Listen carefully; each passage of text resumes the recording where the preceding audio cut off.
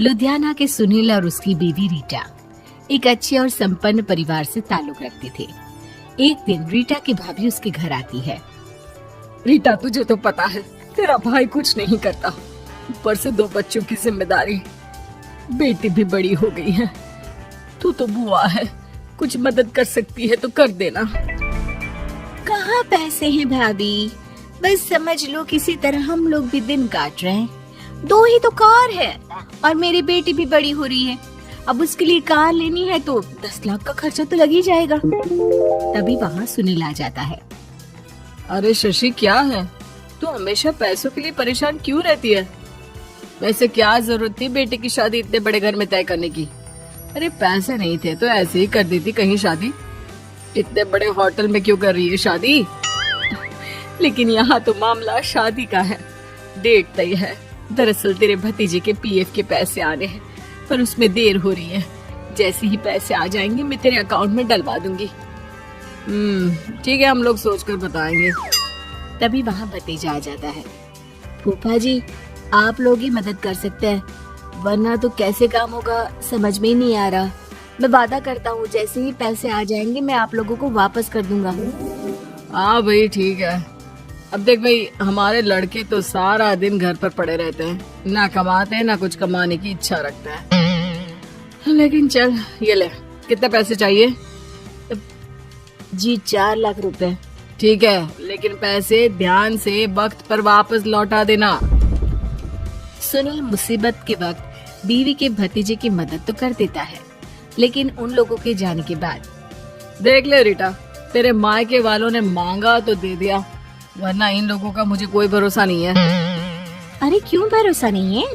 इससे पहले तो कभी इन लोगों ने आपसे मदद भी नहीं ली। हाँ, ली तो नहीं, लेकिन पैसे की किल्लत ही रहती है ना इन लोगों के पास। अरे ठीक है ना, नहीं लौटा पाए तो भतीजे के ससुराल से निकाल देंगे।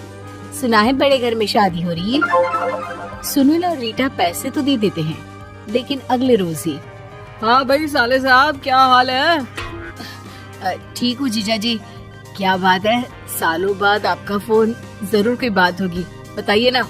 अरे वो तेरी बड़ी भाभी आई थी, बेटी की शादी कर रही है ना, तो पैसे लेने के लिए मैंने दे दिए 4 लाख। सोचा भाई किसी गरीब की बेटी की शादी हो रही है, पुण्य मिल जाएगा। अच्छा किया जीजा जी, उनका बेटा बहुत मेहनती है, जल्द ही लौटा भी देगा। वहीं रीटा भी फोन करके हर किसी को पैसे देने की बात करती है। रीटा की भाभी शशि के पास उसके भाई का फोन आता है। तूने सुनील से पैसा लिया है क्या? नहीं भाई, सिर्फ बात की है, बोल तो रहा है कि दे देगा। वो लोग मदद करने वालों में से नहीं है, और मदद कर भी दे लेकिन समाज में गा गा कर हालत बुरी कर देते हैं। अब गाने दीजिए ना भाई, मैं क्या कर सकती हूँ, मेरे पास कोई ऑप्शन भी तो नहीं है। बेटी की अगले हफ्ते शादी जो है।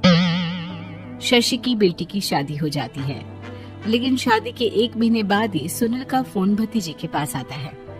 हाँ भाई, शादी तो हो गई हम लोगों की दुआ से। अब देख, ऐसा ही फायदा होता है पैसे वाले रिश्तेदार हो तो। तेरे वक्त पर हम कैसे खड़े हो गए थे, लेकिन अब पैसा लौटा दे भाई। जी, मैंने पीएफ के लिए अप्लाई कर दिया था, उसकी नोटिफिकेशंस मैं आपको भी भेज देता हूँ। मुझे लगता है 10 दिन में पैसे आ जाना चाहिए। जैसे ही पैसा आएगा मैं आपके अकाउंट में डाल दूंगा। और ना जी ना, कोई नोटिफिकेशन नहीं चाहिए, पैसा चाहिए, पैसा।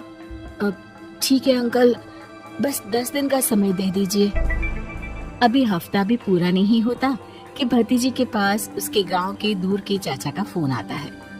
अरे बेटा, क्या बात है, सुनील के कोई पैसे ले रखे हैं तो दे क्यों नहीं देता?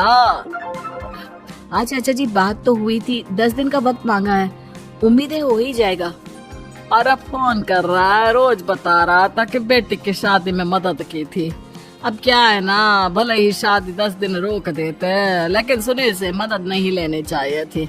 याद है ना, मधु की मदद करके कितना बदनाम कर दिया था उसने पूरे घर को सोसाइटी में। हाँ चाचा जी, मैं भी यही सोच रहा था कि उन लोगों से मदद नहीं लेनी चाहिए थी। कई लोगों के फोन आ चुके हैं। वही रीटा अपनी भाभी को फोन कर देती है। क्या है भाभी, कब पैसे लौटाओगी? पता है ना ये कितना बोल रहे थे, तुम्हारे बोलने पर मैंने पैसे दिए हैं। भाभी अब तो आपके बेटे की कार बेच दो और हम लोगों के पैसे दे दो। अरे लेकिन रीटा, बात तो 3 महीने की हुई थी ना, अभी तो 2 महीने भी नहीं हुए पैसा लिए, थोड़ा तो सब्र करो। नहीं नहीं भाभी, वैसे मेरा बेटा टिक्कू आ रहा है आप लोगों के घर रहने के लिए, उसको अच्छे से खिलाना पिलाना, समझी। भाभी को समझ में नहीं आता कि वो क्या करे। वो बेटे से बात करती है। अरे माँ, इन लोगों से मदद लेकर सच में बहुत बड़ी गलती कर दी। मुझे खुद समझ में नहीं आता कि कैसे इन लोगों के पैसे जल्द से जल्द दे दूं। तभी डोरबेल बजती है और रीटा का बेटा टिक्कू घर में आता है। आओ बेटा, मामी के घर पहली बार आए हो रहने। आप पापा बोल रहे थे कि आप लोग पैसे का ब्याज तो दे नहीं पाओगे, तो तब तक मैं यहीं रह लूं। और हाँ, मैं एसी के बिना नहीं सो पाता। आप लोग अपना देख लेना और पैसे जल्दी लौटा देना, क्योंकि मैं थोड़ा जल्दी जाना चाहता हूँ। रीटा का फोन शशि के पास आता है। भाभी, पैसे कब तक दोगे? बेटे की विदाई के बाद शशि के घर का माहौल बिल्कुल बदल जाता है। वो हर वक्त बेटे से उसके पीएफ के पैसे पूछती, और पीएफ यानी कि सरकारी काम। आजकल में पूरा 1 महीना और बीत जाता है। भाभी, मैं और ये अमेरिका जा रहे हैं, घूमने के लिए पैसों की बहुत जरूरत है। रीटा, मैं पूरी कोशिश कर रही हूँ कि जल्द से जल्द पैसे का इंतजाम कर दूं, लेकिन पक्का नहीं बोल सकती। तभी सुनील का फोन भतीजे के पास आता है।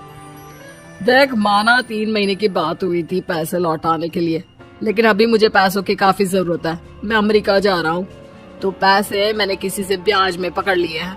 तू हर महीने 4 लाख का 20,000 ब्याज डाल देना मेरे अकाउंट में।